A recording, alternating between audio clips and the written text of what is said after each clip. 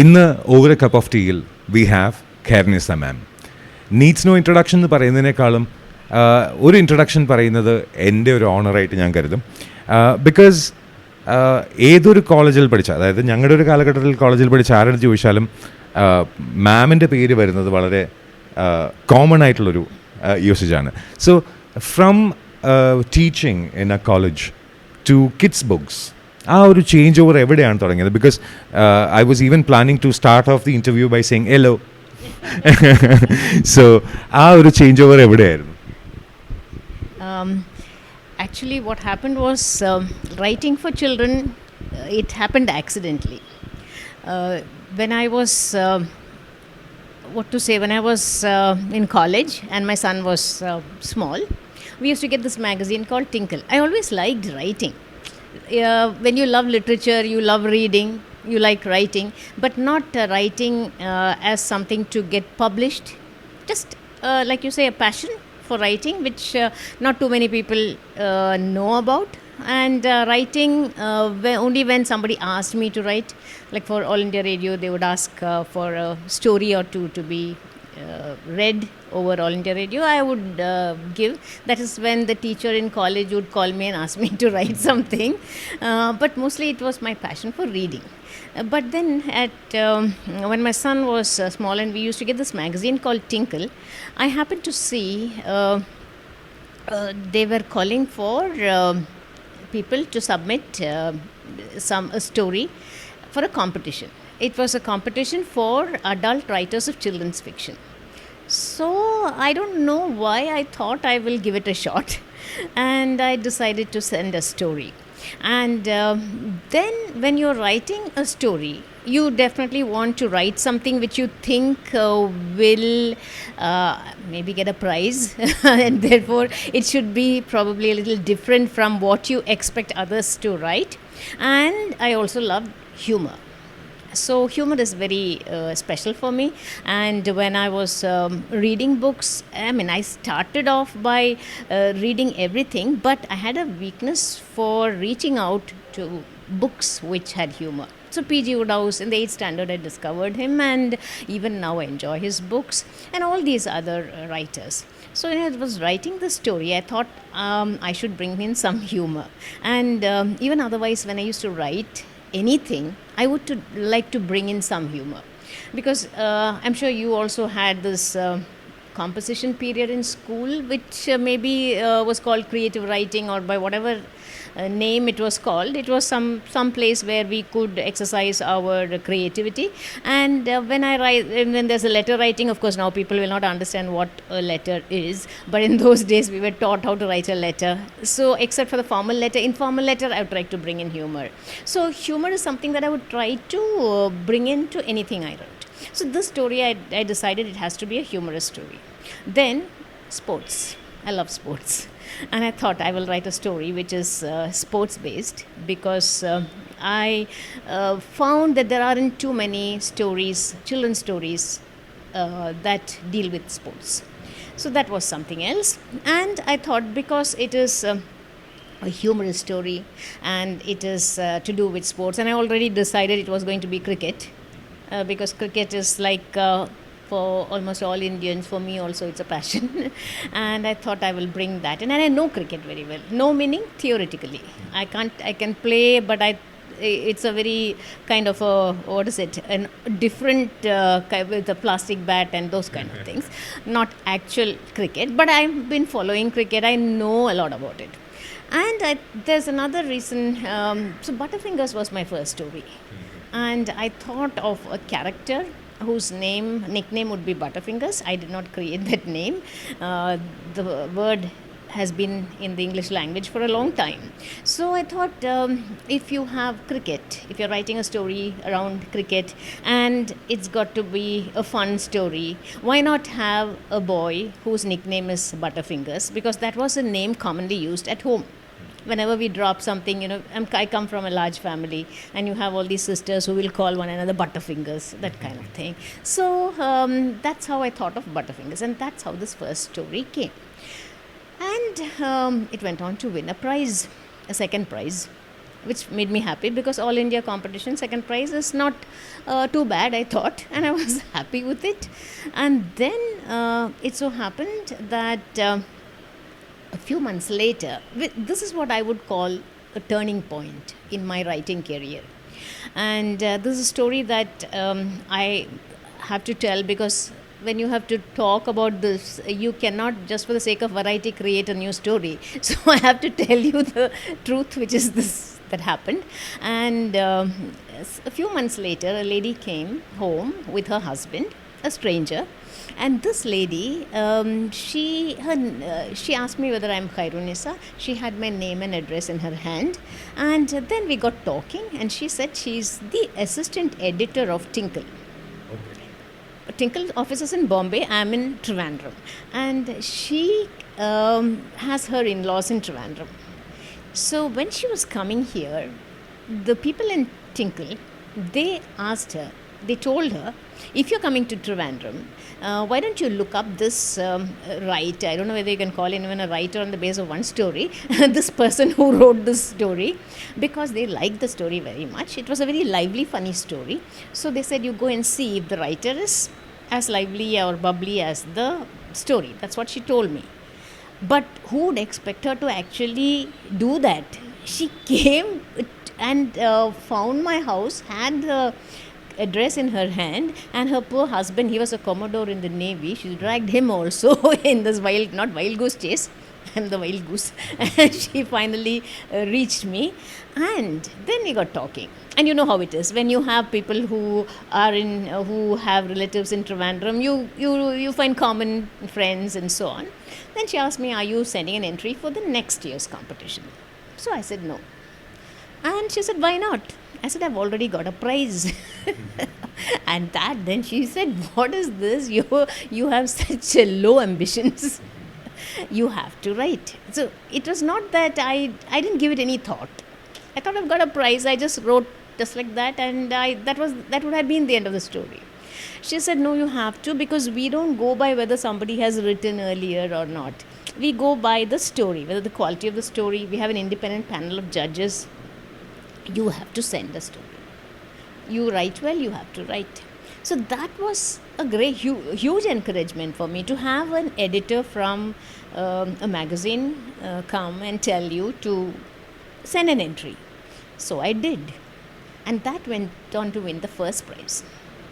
And then, this writing bug, you could say, got me. And I started writing, but not in a huge way, because my college work was taking up most of my time. If you're talking about following your passion, that itself was a passion for me. Teaching in a college. I love literature. So I wanted to have a job, a career that was to do with literature, to do with books, where I would need to read, and where I could actually communicate and pass on that to students. So I was very happy there doing that. And this writing was happening on the side, not in a big way. And I think a couple of years after that, Indian Express asked me to write a column. And I think that was called, they had a supplement called Youth Express, you might remember, which later became Yes. And then it became School Magazine. So from 99, so this supplement was taking on new avatars. But I was writing that column from 99 to 2007.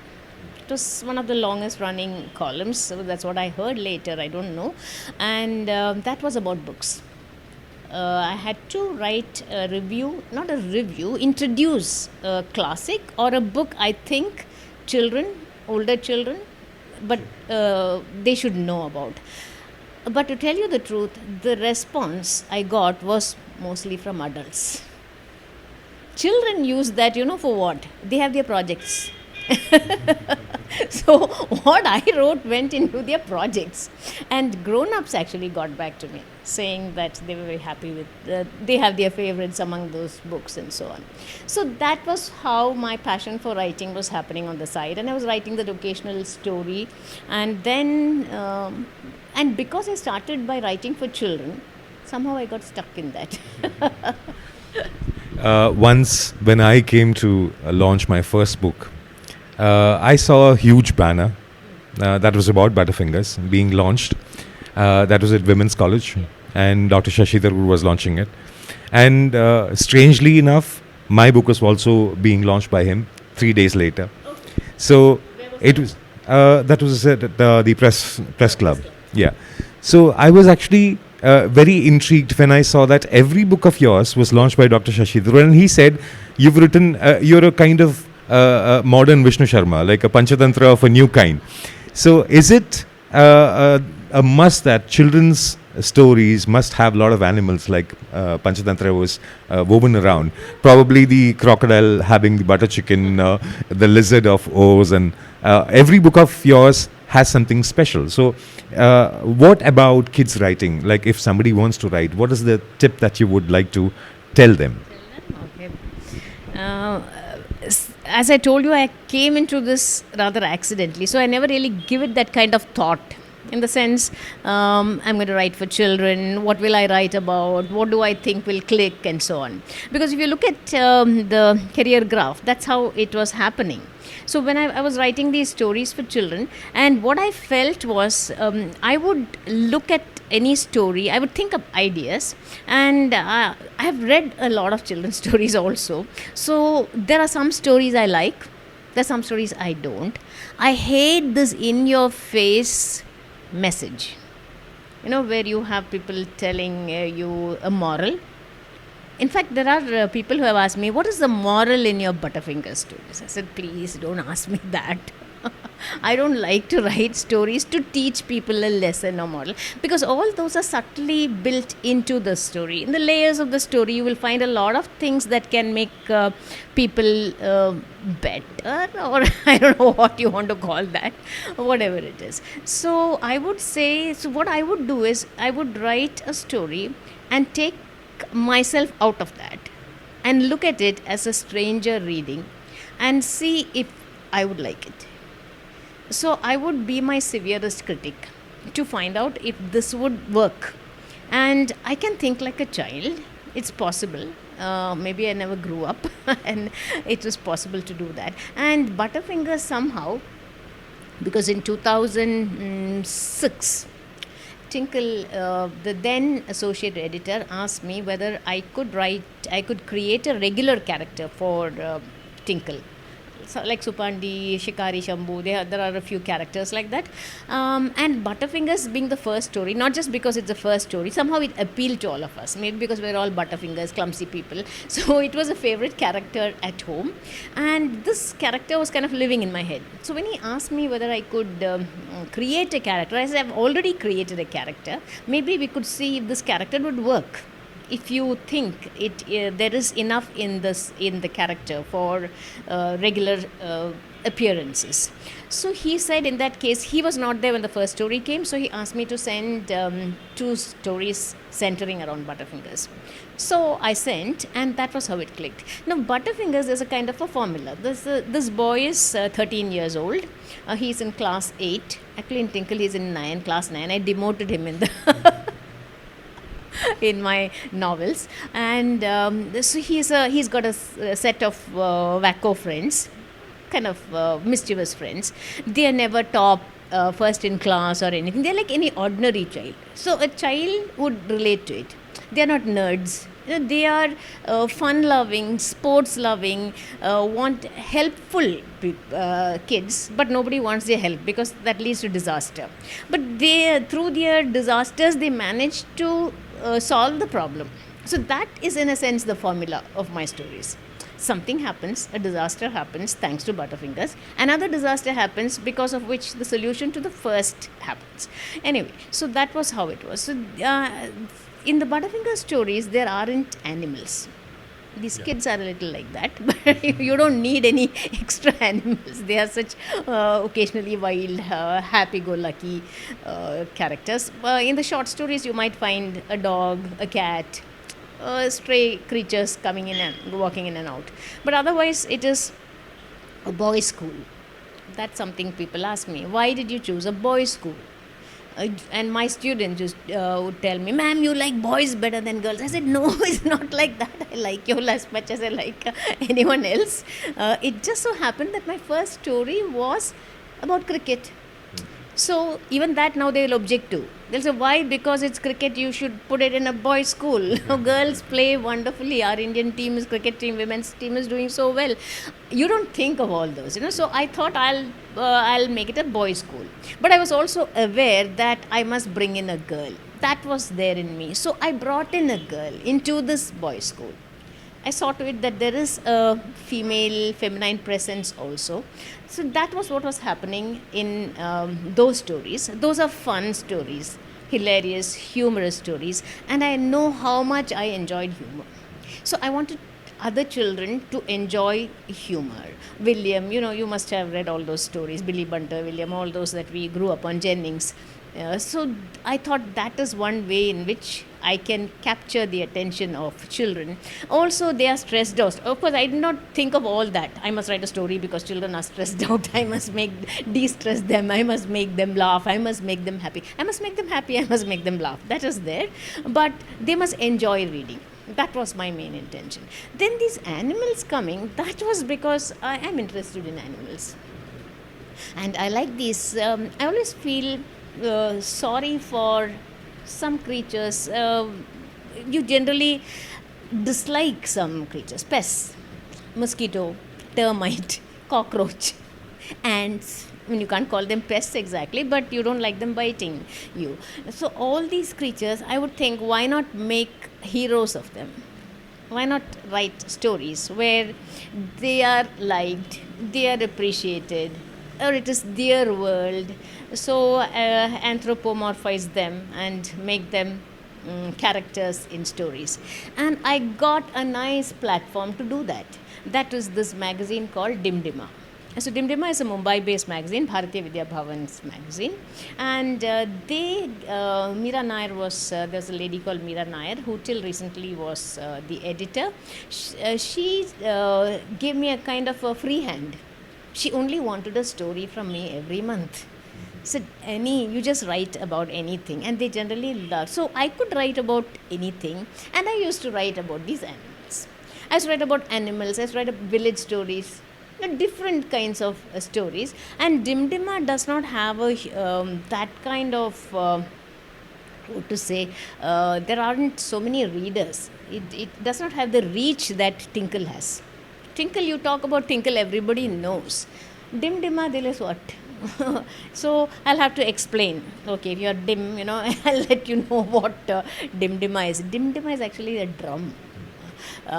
So that was how I started writing these animal stories. So animal stories, village stories, but generally for those people who keep asking me, where is the message, if you look at it, my messages are very clear in the sense it is to do with the environment. It is to do with animals. It is to do with affection for these creatures. It is to do with, environment will cover a lot. Garbage, all those kind of things, plastic. So these kind of things I introduce in a fun way. So humor drives these stories, and if people think each one is different from the other, I'm actually happy, because you really do need, you don't want to get stuck in that cliched thing, typecast. Kairunis, I can write only like this kind of thing, but I cannot write tragic stories.